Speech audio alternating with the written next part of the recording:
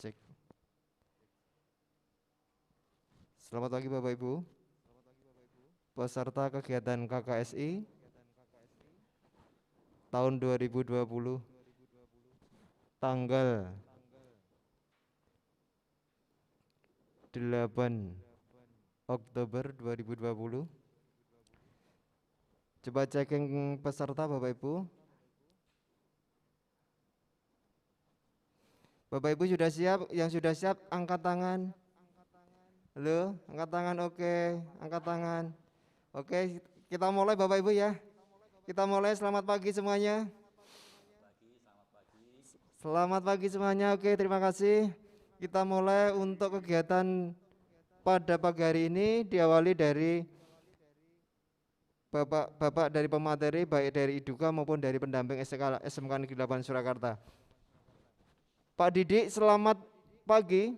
Jogja, halo Jogja, Pak Didik. Selamat pagi semuanya. Halo Pak Didik, selamat pagi. Selamat pagi. Oke, terima kasih. Sehat selalu. Oke, kita mulai pada kesempatan ini, kita mulai dari Pak Sidik atau Pak Dar, monggo untuk memulai materi yang kedua. Waktu kami persilahkan, monggo Pak Dik.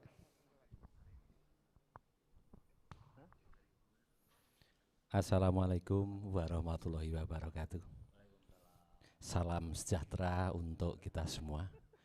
Saya selalu berdoa kawan-kawan dalam keadaan sehat walafiat dan selamanya menjadi sehat. Tidak ada penyakit yang menempel atau melekat di diri Bapak Ibu sekalian. Baik Bapak Ibu, pada pertemuan yang kedua materi Sindra Tari ini kita akan berbicara tentang pemilihan cerita. Sekali lagi kita akan membahas tentang pemilihan cerita. Nanti hasil dari Vicon ini akan di-share, mudah-mudahan tidak ada halangan atau kendala secara teknik sehingga kawan-kawan yang belum bisa mengikuti Vicon pada pagi hari ini nanti bisa melihat kembali hasil pertemuan pada pagi ini. Baik Bapak Ibu, untuk penyusunan sebuah atau karya Sindra Tari, pertama-tama seorang sutradara harus menentukan atau memilih cerita yang sesuai dengan pesan-pesan yang akan diungkapkan melalui karya Sindra Tari. Ya. Terutama pada penentuan cerita ini melekat di dalamnya adalah tema apa yang sebenarnya yang akan diangkat melalui karya Sindra Tari tersebut. Nah ini tentu saja memilih cerita yang tepat. Bapak Ibu pembimbing yang saya hormati, untuk cerita Sindra Tari yang akan kita garap bersama-sama ini bisa bersumberkan, tolong kalau bisa PowerPoint-nya dimunculkan ya.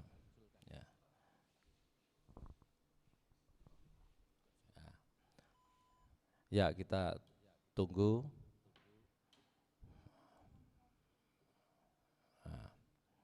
Ya, lanjut.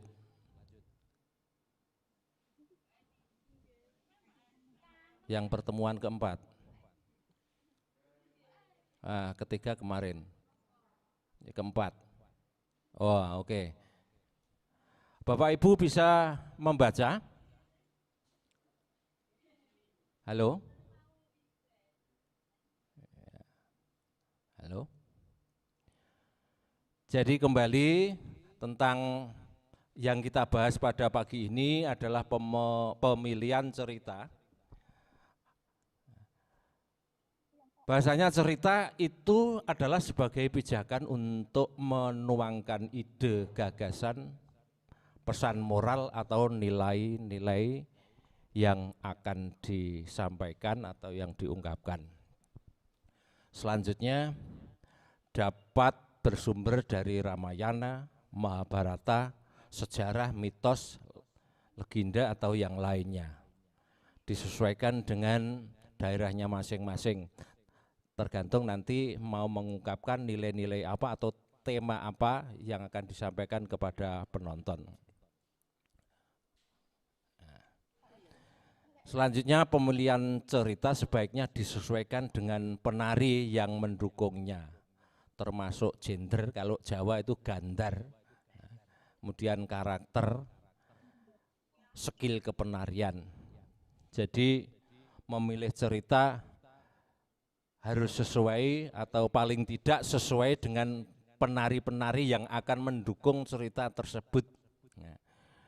Suatu misal, kalau dalam cerita itu banyak tokoh laki-laki, sedangkan yang mendukung itu banyak penari-penari perempuan, ya seyogianya jangan mengambil cerita yang banyak tokoh laki-lakinya. Kemudian penari pendukung itu tidak harus berperan sebagai tokoh, artinya bisa sebagai penari kelompok atau penari rampak. Baik, kita bahas dari awal sebagai pijakan untuk menuangkan ide gagasan, pesan moral atau nilai-nilai yang akan diungkapkan. Misalnya Bapak Ibu di dalam karya tersebut akan mengungkapkan tentang kepahlawanan, kebijaksanaan. Ya, carilah cerita yang sesuai tersebut, ya, sesuai dengan nilai-nilai kebijaksanaan tentang kepahlawanan. Jadi carilah cerita yang ada nilai-nilai tersebut. Ya. Misalnya kalau di Jawa tentang kebijakan, tentang kepahlawanan, seperti kemarin yang disampaikan oleh Pak Dr. Daryono, bahwa di Jawa cerita Mahabharata itu melekat, seperti misalnya nilai-nilai yang ada pada cerita Bhisma gugur atau meninggalnya tokoh Bhisma. Ini barangkali Bapak Ibu di luar Jawa juga sedikit banyak tahu tentang cerita Mahabharata itu, karena ini sudah mendunia,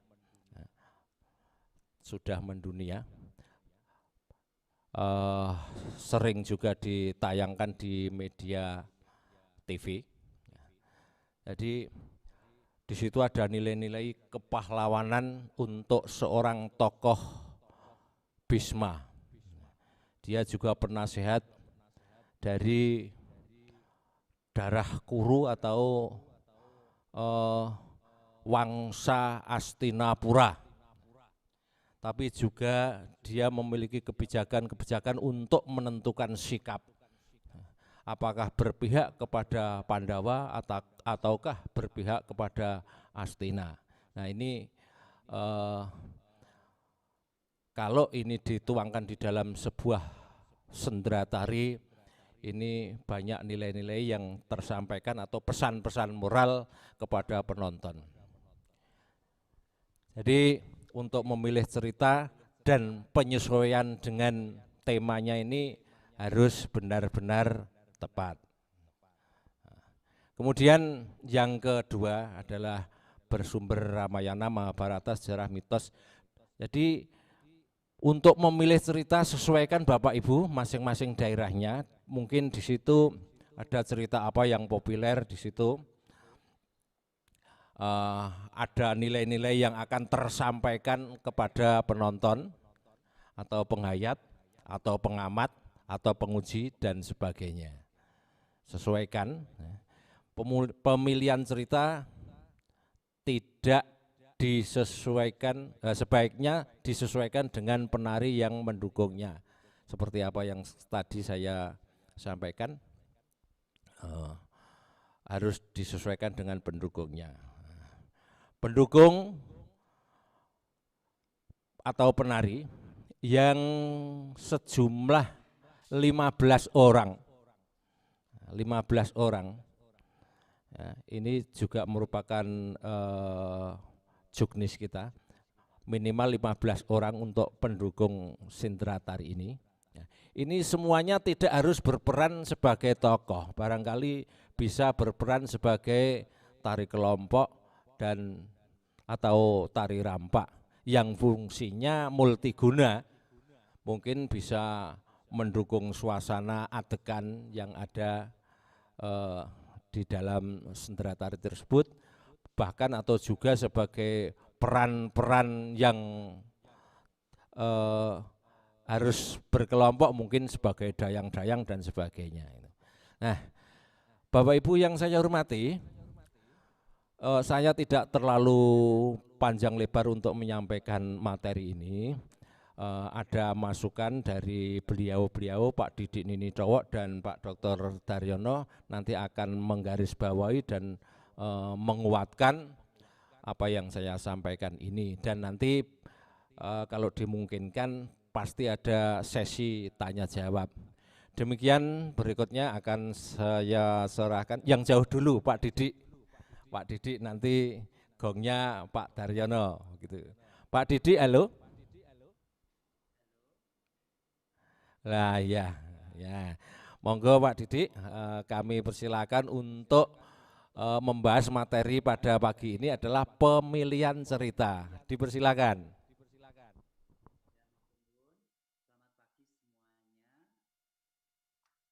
Tadi sudah dijelaskan Pak Sidik tentang bagaimana pemilihan cerita ya. Saya hanya menambahkan sedikit aja untuk daerah-daerah di luar Jawa yang tidak begitu menguasai Mahabharata maupun Ramayana, sebaiknya menggunakan cerita-cerita lokal tidak apa-apa. Karena kalau Ramayana Mahabharata itu memang sangat populer di Jawa dan punya filosofi yang cukup dalam. Daripada nanti saudara-saudara membawakan cerita Ramayana Mahabharata tetapi tidak menguasai secara optimal, nanti malah tidak bagus. Jadi silahkan saja memilih, boleh cerita-cerita lokal yang benar-benar menjiwai dan menguasai banget cerita itu. Nah itu akan lebih terlihat soul-nya atau penjiwaannya. Jadi mungkin dari saya itu. Lalu tadi sudah dipaparkan juga oleh Pak Sidik masalah pemilihan pemain ya. Nah pemilihan pemain memang atau karakter memang harus disesuaikan dengan materi yang ada. Kira-kira kemampuan dari penarinya itu seperti apa, gendernya bagaimana, ya itu nanti harus menyesuaikan itu. Lalu ada bentuk-bentuk drama tari, kemudian ada bentuk yang pakai dialog lagu. Kalau di Eropa itu disebut opera, sehingga boleh juga menggunakan itu. Kan ada juga opera Jawa. Namun kalau di Jawa ada yang namanya Langendrian, ya itu memang dialognya menggunakan itu boleh. Saya rasa tradisi di seluruh Indonesia ini banyak sekali yang dialog-dialognya kadang-kadang menggunakan pantun, ya kan, pantun bersautan itu juga boleh. Jadi mengoptimalkan atau menunjukkan potensi daerahnya masing-masing. Saya rasa itu nanti akan lebih menarik. Mungkin dari saya sementara itu dulu. Monggo dilanjut Pak Sidik. Baik, terima kasih Mas Didik, dan akan digarisbawahi oleh Pak Dr. Daryono, Eskar M.Hum. Beliau adalah dosen seni tari dari Institut Seni Indonesia Surakarta. Monggo dipersilakan. Terima kasih Mas Didik, juga terima kasih Mas Didik. Sehat selalu Mas Didik ya. Sehat semuanya. Ya, saya menggarisbawahi apa yang sudah disampaikan oleh Pak Suradi atau Mas Didik dan juga Mas Didik Ninitowo. Tentang tadi cerita yang menarik bagi seorang koreografer itu menjadi seakan-akan ya menjadi ruh, menjadi ruh dari sebuah garapan. Jadi memang koreografer itu sendiri harus betul-betul menentukan satu cerita yang betul-betul di hati sang koreografer saat itu menjadi wahana untuk bisa menuangkan gagasan atau ide atau apa, nilai-nilai dan seterusnya. Saya juga cenderung menggarisbawahi apa yang disampaikan Mas Didik terakhir. Jadi Bapak Ibu yang ada di luar Jawa, saya yakin di lingkungan Bapak Ibu sangat kaya oleh hal-hal yang sifatnya artistik ya. Misalnya tadi legenda, ada mitos dan sebagainya yang hidup di daerah Bapak Ibu itu bisa diangkat sedemikian rupa sehingga menjadi penguatan nilai-nilai yang ada di daerah itu untuk di-share lebih luas kepada masyarakat. Dan tadi juga oleh Mas Sidik, itu tidak harus merupakan tokoh-tokoh ya, ada beberapa tokoh, jadi bisa digarap lewat tarian kelompok atau massal atau sejenisnya itu. Bahkan begini Bapak Ibu bisa merangkai, ya dalam tanda kutip merangkai sebuah alur cerita yang cerita itu tidak atau belum populer di masyarakat. Jadi kita membuat sendiri ceritanya itu.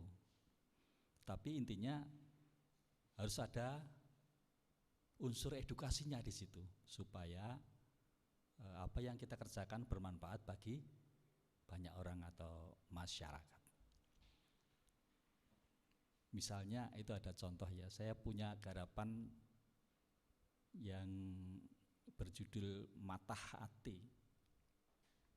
Itu kami garap dengan 3 orang koreografer dan diperkuat oleh sutradara Ibu Atilah Suryajaya, selain sebagai sutradara juga sebagai penata busana. Kalau kita melihat sejarahnya itu belum ada yang fokus menceritakan sepak terjang mata hati itu atau patah hati. Patah hati itu adalah seorang wanita yang tangguh saat perang melawan VOC yang di balik kesuksesan Mangkunegoro I. Nah itu kita mencoba membuat alur garapan sehingga tokoh mata hati atau patah hati itu menjadi sentral di situ di dalam garapan. Dan garapan itu kami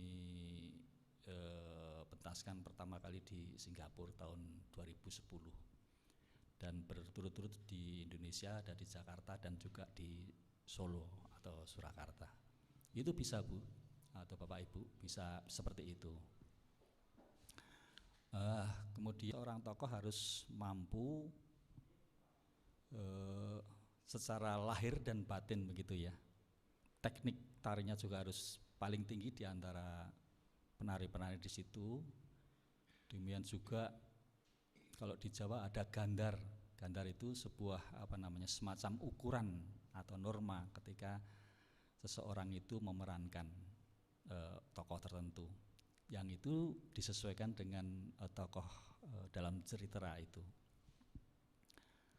Dan saya kira juga nanti akan berkembang pada misalnya kalau ada tokoh utama dan tokoh antagonis ya. Itu juga harus dipikirkan jauh-jauh sebab nanti pasti kalau kita membuat dinamika akan akan disulut oleh konflik yang itu nanti pasti ada tokoh utama dan antagonis. Nah itu harus juga kita pikirkan jauh-jauh. Saya kira sementara itu dulu. Jika ada pertanyaan akan kita tampung dan kita diskusikan bersama-sama. Terima kasih, saya kembalikan kepada Mas Sidik. Nuhun Mas Sidik. Ya. Terima kasih Pak Tarjo. Untuk Bapak Ibu, untuk sesi berikutnya kami persilahkan untuk sesi tanya jawab.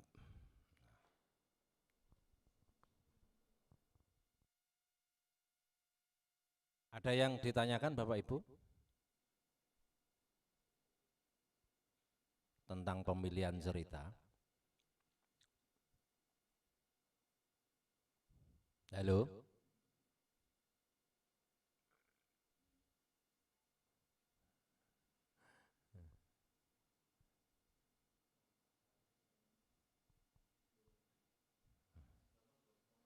Atau Bu Ruli akan menyampaikan sesuatu?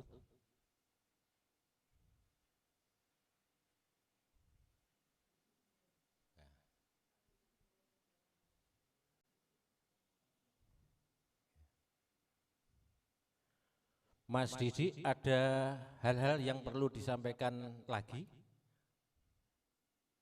Sementara mungkin belum, Mas.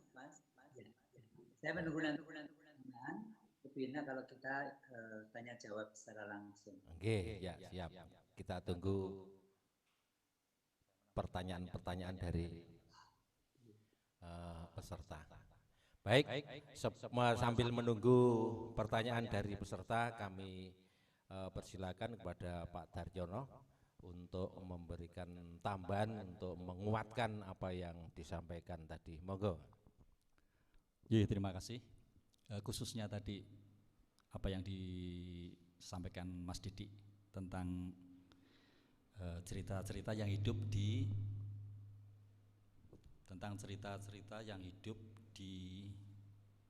daerahnya masing-masing. Saya katakan tadi ya, jadi Bapak Ibu harus merasa bangga, harus merasa kaya, sebab memang seharusnya kaya tentang cerita-cerita itu. Kemudian di balik itu nanti kalau misalnya ada tradisi lisan tentang apa ya, kemudian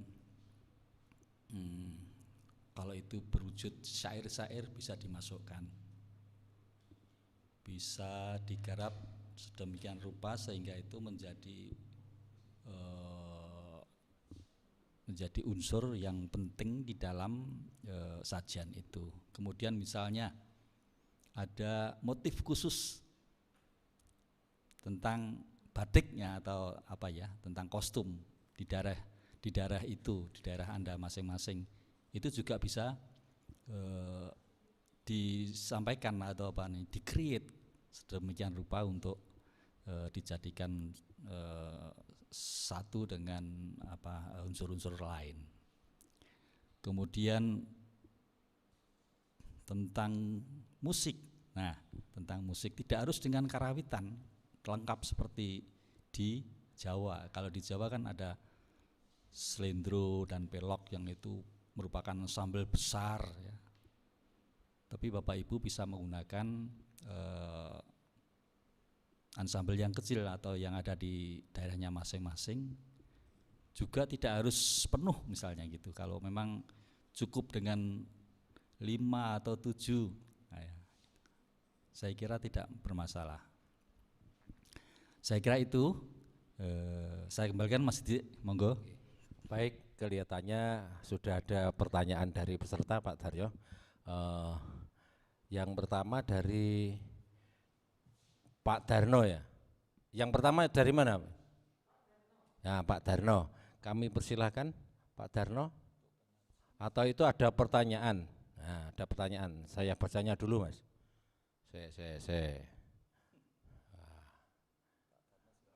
Pak Darno. Mana Pak pertanyaannya?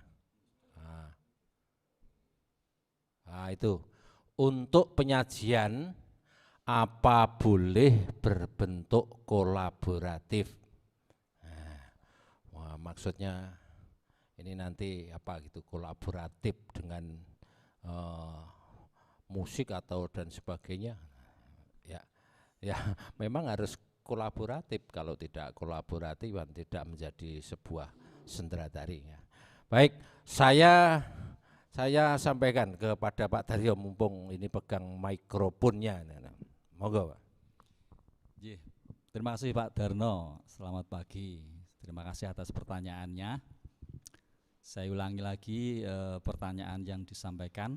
Untuk penyajian apa boleh berbentuk kolaboratif? Sesungguhnya ini istilah kolaboratif itu masih interpretatif. Jadi bisa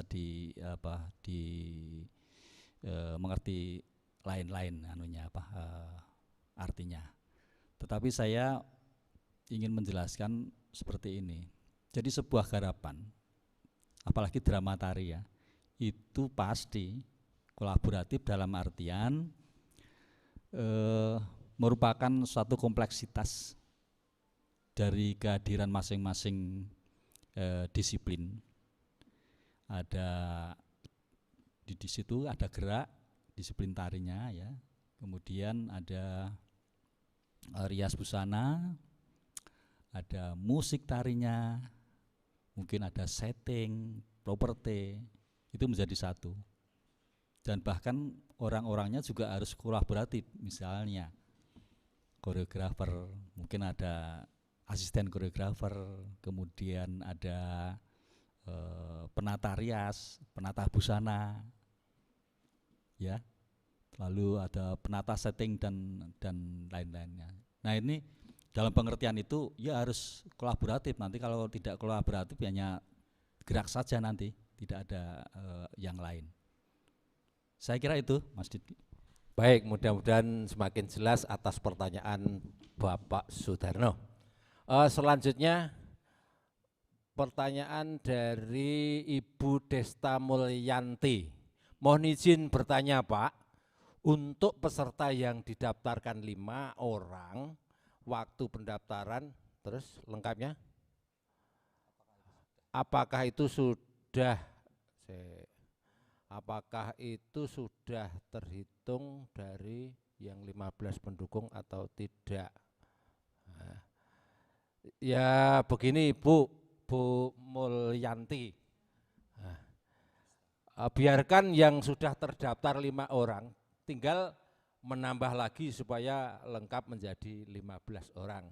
Karena kalau kita membuat sebuah sendratari hanya 5 orang atau 4 orang, karena yang satu pembimbing ya, 4 orang, ini nanti namanya bukan sendratari, bahkan mungkin kalau di Jawa ada pedilan, ada prahmen. Nah itu, jadi kita sepakat 15 penari yang sudah terlanjur mendaftarkan 5 siswanya plus gurunya. Nah ditambah lagi, ini waktu belum terlambat. Begitu Ibu Desta Mulyanti, mungkin bisa menjadi penjelasan. Selanjutnya dari Bapak Putra Yuda Santoko SPD. Pertanyaannya, maaf Bapak, mau bertanya. Untuk tema mungkin sudah paham Bapak. Yang saya tanyakan untuk pemilihan ceritanya, apakah keseluruhan cerita dari awal atau akhir, atau boleh ambil fragmen cerita yang ada di tengah, ada konfliknya. Terima kasih. Baik, pertanyaan baik ini. Tentu saja baik itu fragmen, baik itu sendratari, pasti dalam keseluruhan itu ada konfliknya, ada permasalahannya. Nah, boleh nanti sesuaikan dengan cerita yang Bapak pilih. Begitu Pak Putra. Saya nambah ini apa? Ya menjawab Pak Putra Yudo Santoko SPD. Pertanyaannya bagus ya. Jadi yang ditanyakan itu apa boleh kita hanya menyuplik atau apa menyitir bagian awal atau tengah atau akhir. Nah, itu menjadi hak sang koreografer. Jadi ada cerita misalnya kalau di buku di buku itu kalau secara keseluruhan itu harus dibaca 100 halaman gitu ya, katakanlah itu.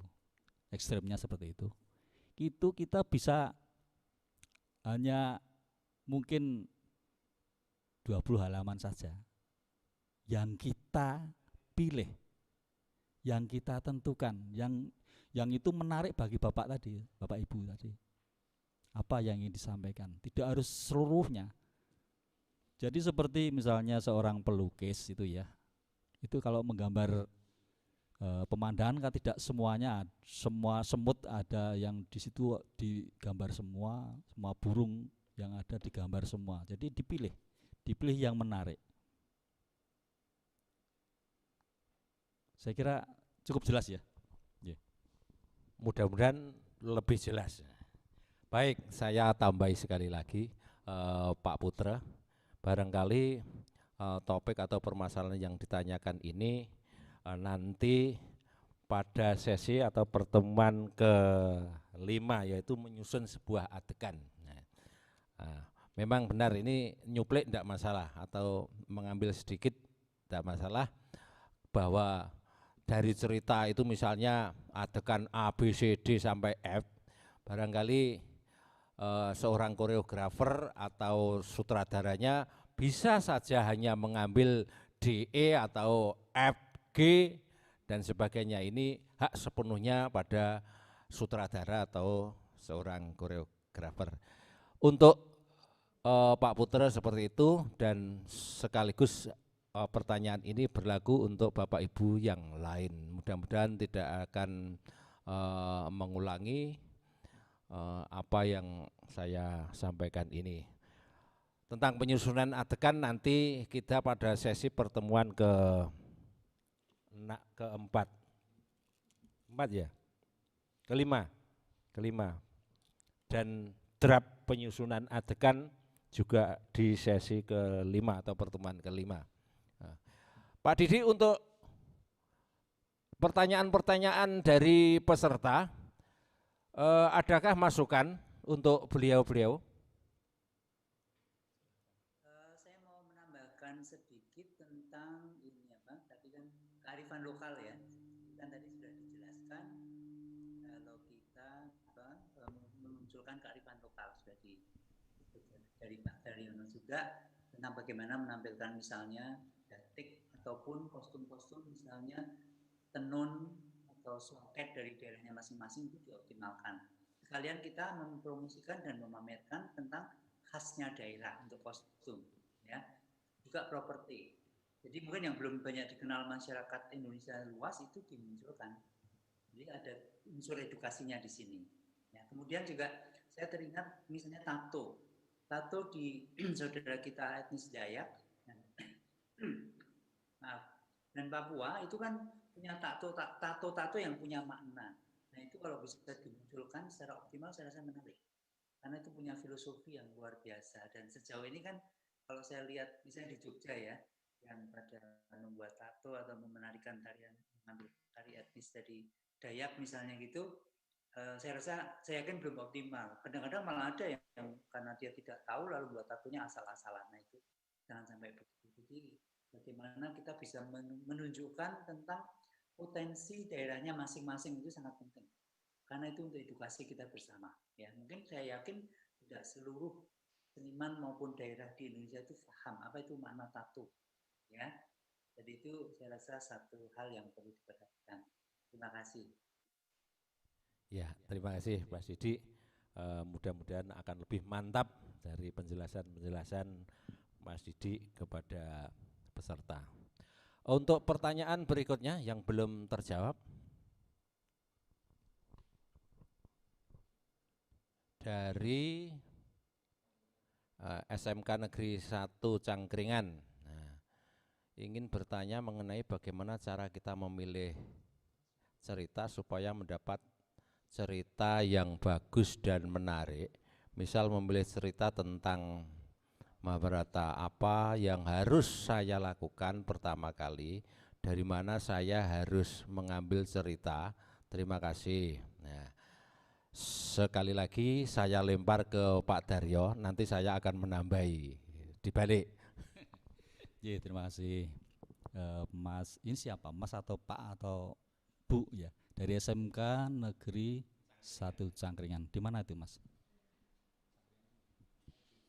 Jogja. Ya. Mahabharata itu epos tentang kepahlawanan yang sangat populer di Jawa, khususnya di Jawa ya, di Jawa. Tapi juga ada di beberapa pulau yang lain, misalnya ada di Bali. Itu bisa kita awali ya, memang ini yang menjadi basic kita untuk menggarap itu sebenarnya pada awalnya itu harus ada riset atau penelitian, entah itu baca buku, entah itu ke narasumber, atau kalau mungkin ada tulisan-tulisan di rontal dan sebagainya. Mahabharata itu ada beberapa bagian-bagian. Misalnya tadi disampaikan oleh Mas Sidik, ada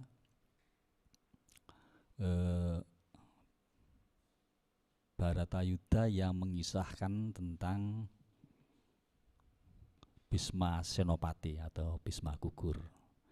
Ada Mahabharata yang mengisahkan tentang Karna tanding.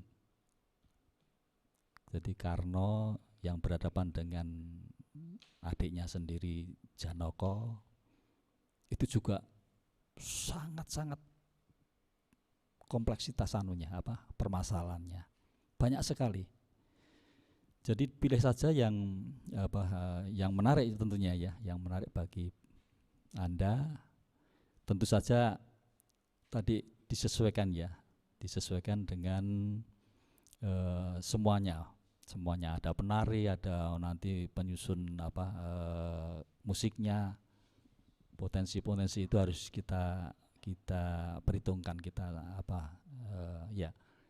kita mengerti supaya tidak ada kalau di Jawa itu ada istilah kegedean piak perang cagak. Jadi idenya sangat indah tetapi pendukungnya kurang diperhitungkan atau kurang mendukung atau kurang kuat. Saya kembalikan Mas Sidik, monggo.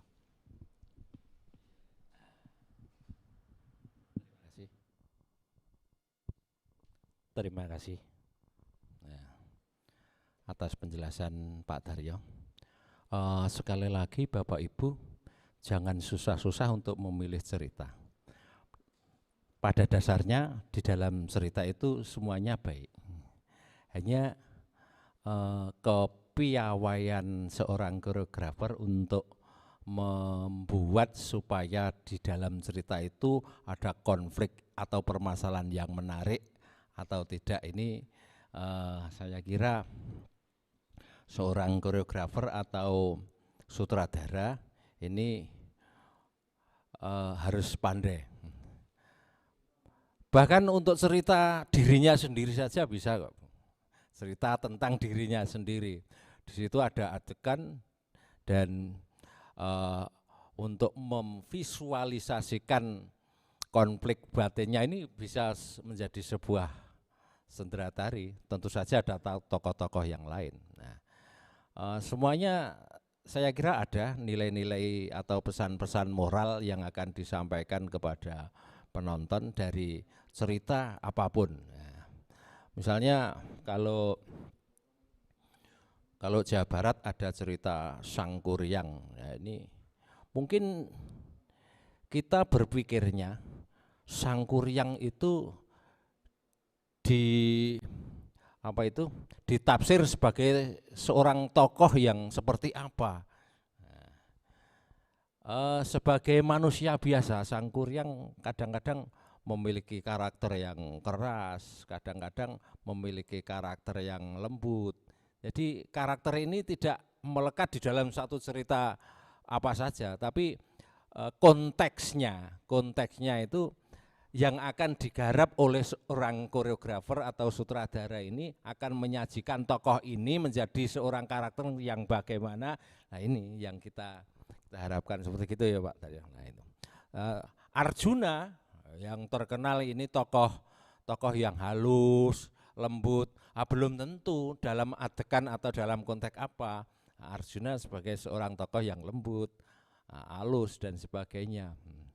Kalau ketika dia hatinya kacau, hatinya galau menghadapi lawannya yang lebih pandai, lebih terampil dalam bidang memanah, kadang-kadang dia hatinya kan membara atau menjadi sifat yang iri dan sebagainya.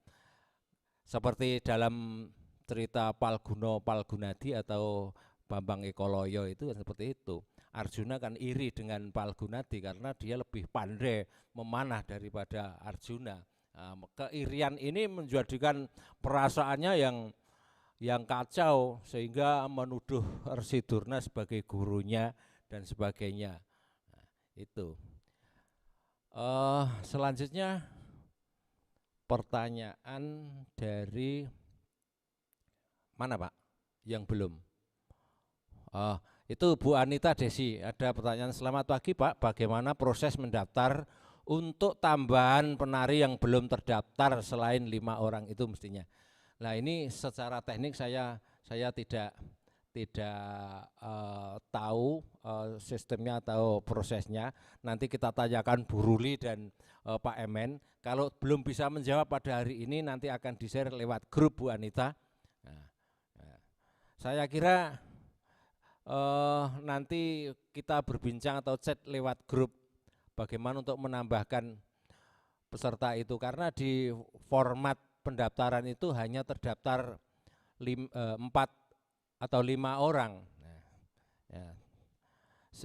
Dari hasil dialog kita ada perubahan, ada revisi bahwa pendukung sendra tari ini adalah maksimal 25 orang, itu termasuk di dalamnya pembimbing dan pemusik. Selanjutnya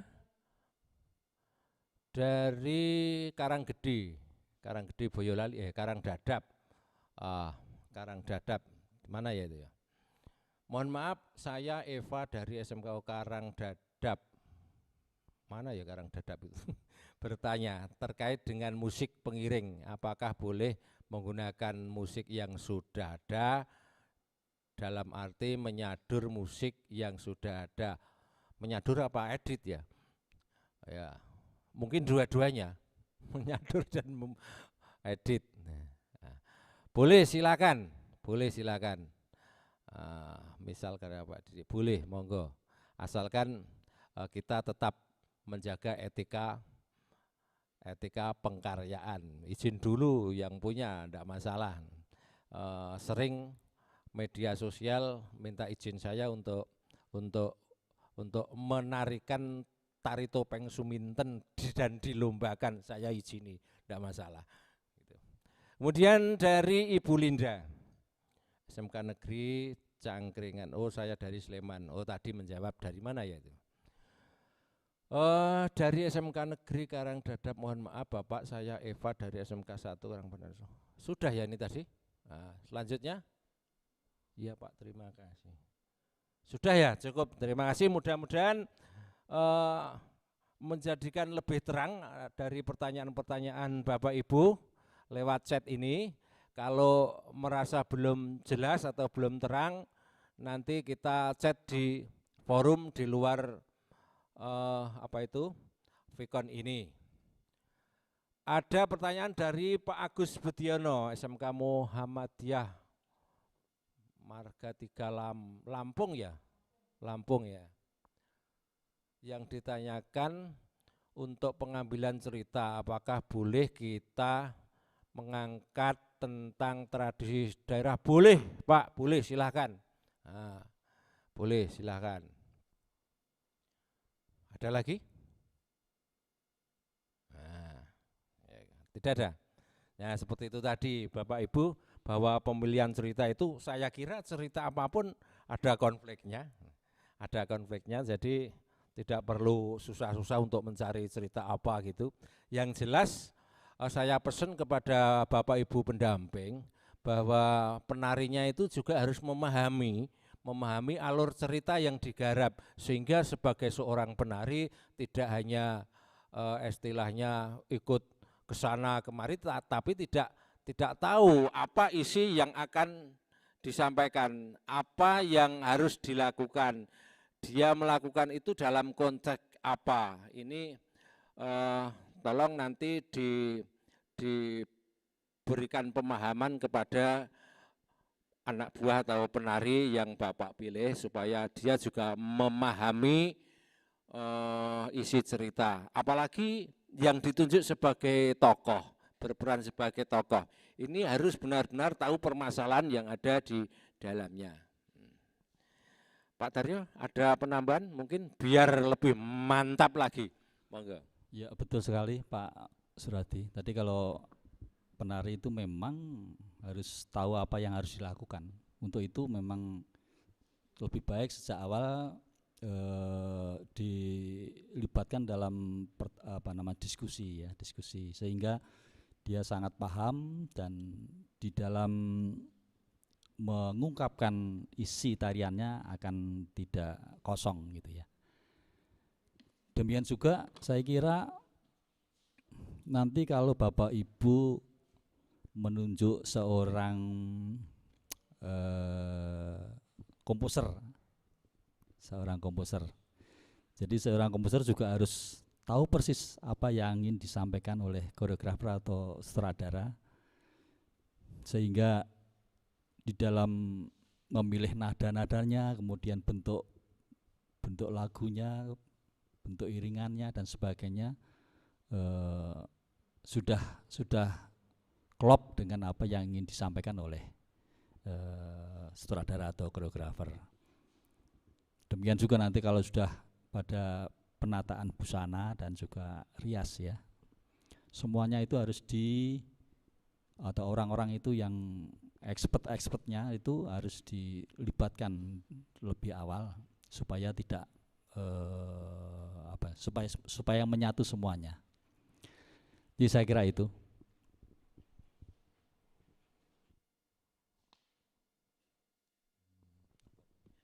Baik, terima kasih. Ada lagi pertanyaan dari Ibu Desta Mulyanti lagi. Nah, ini peserta aktif. Terima kasih Bu. Mohon izin Pak, untuk musik takutnya kejadian seperti FLS2N SMK ketika menggunakan musik yang ada atau diedit menjadi polemik antar pembuat karya dengan siapa ya? Sehingga akhirnya FLS menyarankan musik harus dibuat sendiri. Kami serahkan sepenuhnya kepada masing-masing sutradara atau masing-masing koreografer. Memang idealnya harus membuat sendiri. Idealnya harus memang membuat sendiri untuk musik iringan tari sendera tari ini, karena musik sebagai pengiring atau musik sebagai pendukung sendera tari ini kebutuhannya sesuai dengan apa yang diharapkan oleh seorang koreografer. Begitu Bu. Pak Didi mungkin ada penambahan, penjelasan untuk pertanyaan-pertanyaan yang sudah tersaji tadi. Monggo Pak Didi. Masalah musik itu yang penting Mas. Jadi karena ini yang sekarang ini sedang digalakkan adalah royalti atau hak cipta. Jadi kita jangan sampai memakai musik orang lain tanpa izin, kemudian hanya diedit seenaknya sendiri, itu yang terjadi. Jadi ini mendidik juga untuk seniman-seniman supaya tahu etika. Maaf ya, saya agak keras karena di sini saya sering sekali mengatakan itu, bahwa kalau kita pinjam musiknya orang lain itu kita izin paling tidak. Karena seni daerah itu belum ada royalti secara hukum yang jelas, yang sudah terlaksana. Jadi sebaiknya memang pakai musik-musik membuat baru, atau kalau pakai musik yang sudah ada, satu, editingnya jangan ngawur. Sering sekali saya melihat itu memakai musik hanya download dari YouTube. Karena musik saya juga pernah beberapa kali dipakai sama nggak tahu mana. Sementara yang membuat itu tidak mengerti bahwa ini ada hak ciptanya, dalam arti ini mungkin salah satu agak nyimpang sedikit masalah hak cipta, bahwa karya-karya nanti kedepannya akan ada seperti karya saya sudah saya hakikan ada 10 sertifikat yang sudah resmi mendapatkan hak cipta atau royalti, sehingga menghindari istilahnya pemakaian yang tidak. Jadi saran saya sebaiknya musik itu membuat sendiri, atau kalau misalnya memakai musik orang lain izin. Hanya itu sebenarnya masalah izin kan saya rasa tidak. Kalau saat ini tidak harus membayar, saya rasa kalau memang kita kenal pencipta musiknya, hanya kita mendidik, mulai kita belajar tentang menghargai karya orang. Itu saja, terima kasih. Baik, mungkin lebih jelas lagi kepada Bapak Ibu pembimbing. Jadi sebaiknya kita menerapkan etika seorang seniman ketika menyadur, ketika mengambil karya orang lain, itu etikanya harus izin dulu. Nah, kalau tidak izin ya nanti akan terjadi hal-hal yang tidak kita inginkan. Seperti halnya karya-karya saya, Topeng Suminten, Condro Birowo dan sebagainya, itu musiknya sudah dipatenkan oleh penyusun iringannya, oleh Pak Lumbini. Ini sudah dipatenkan, ada sertifikat hak paten untuk iringan ini. Sehingga hati-hati para pemirsa YouTube, jangan asal ambil, jangan asal comot untuk iringan ini. Bapak Ibu, memang sekali lagi saya tekankan bahwa untuk iringan sendera tari ini sebaiknya yang membuat sendiri. Artinya seorang koreografi mendapatkan apa yang ia inginkan. Bapak Ibu koreografer membutuhkan durasi berapa, rasanya seperti apa, ini akan lebih cocok untuk membuat, kalau membuat musik tari sendiri daripada edit sana edit sini. Kalau edit sana edit sini kan jadinya tari harus mau tidak mau harus ikut iringan. Jadi tidak bisa penuangan gagasan itu tidak sesuai dengan yang diharapkan oleh seorang koreografer atau sutradaranya. Kalau tidak ada pertanyaan, sesi berikutnya akan saya serahkan kepada hostnya, Ibu Ruli atau Pak Emen. Monggo Pak Emen, dipersilahkan untuk mengulas atau mengakhiri pada pertemuan hari ini. Ya, terima kasih Pak Sigit. Pak Sidik, terima kasih. Pak Sidik, terima kasih. Ya, terima kasih juga. Bapak Ibu, untuk peserta, tadi sudah disampaikan banyak bahwa untuk kegiatan ini, untuk sesi yang keempat sudah diulas panjang lebar dari Pak Sidik, kemudian Dr. Daryono, kemudian Pak Didik sendiri. Mohon untuk diperhatikan juga hal-hal yang harus digarisbawahi terkait dengan pengambilan pengeditan musik. Itu hal yang sangat penting, jangan sampai nanti terjadi hal-hal yang menyalahi prosedur yang telah ditentukan. Sebelum saya akhiri, Bapak Ibu, mungkin ada masih ada pertanyaan lagi, kami tunggu dari Bapak Ibu peserta. Sebelum saya akhiri untuk sesi yang hari ini, sekali lagi Bapak Ibu yang baik dari Sumatera, dari Jawa Barat, dari Jawa Timur, dari Bali, dari Sumba, kalau masih ada pertanyaan, mohon untuk disampaikan. Tapi kalau seandainya masih belum ada, nanti bisa lewat chatting atau lewat WA. Hingga nanti akan kami sampaikan kepada beliau-beliau, biar nanti untuk pertemuan berikutnya, atau lewat WA nanti akan kami sampaikan jawaban-jawaban yang terkait dengan pertanyaan Bapak Ibu semuanya. Ya Pak Emen, sambil menunggu pertanyaan dari Bapak Ibu, ada pertanyaan yang harus dijawab.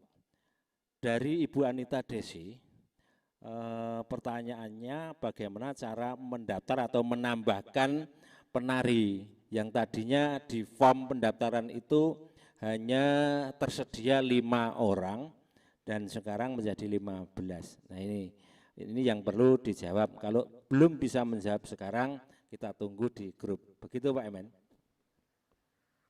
Oh iya Pak Siti, untuk form itu memang munculnya dari direktorat. Jadi form yang awal itu adalah 5 personil untuk tari garap sendera tarinya, kemudian ada pengembangan sampai 20 sampai 25, yang nanti kalau seandainya ada tambahan, yang penting 5 itu sebagai perwakilan dulu yang kita sampaikan ke direktorat.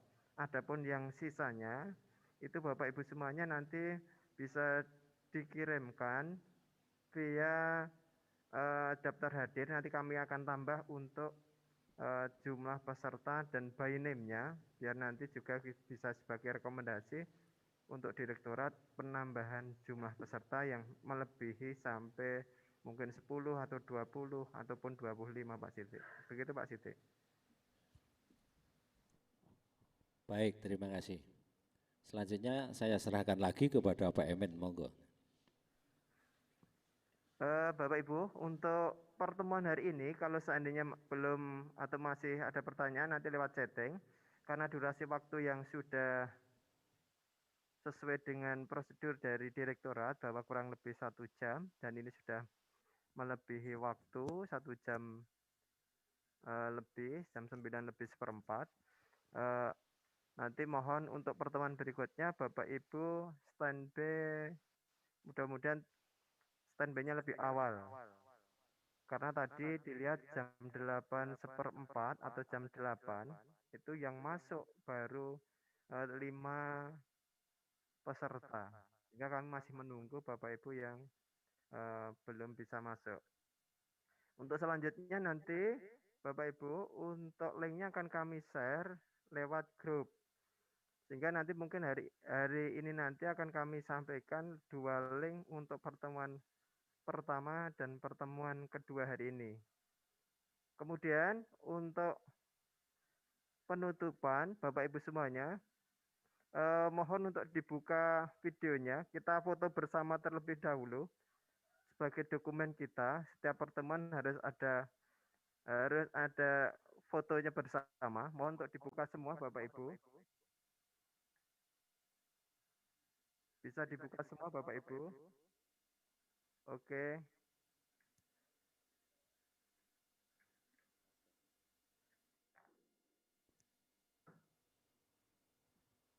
Kita foto dulu Bapak Ibu. Silahkan sesuai dengan gayanya masing-masing.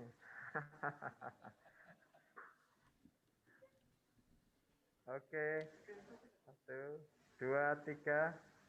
Sekali lagi gayanya masing-masing. Terima kasih Bapak Ibu. Untuk pertemuan hari ini kita cukupi sekian. Nanti kalau ada pertanyaan bisa disampaikan lewat grup WA yang sudah kita buat bersama. Demikian, terima kasih Bapak Didik yang dari Jogja, kemudian Pak Siti dan Pak Dar atas presentasinya pada hari ini. Ada kurang lebihnya mohon maaf. Assalamualaikum warahmatullahi wabarakatuh. Waalaikumsalam warahmatullahi wabarakatuh.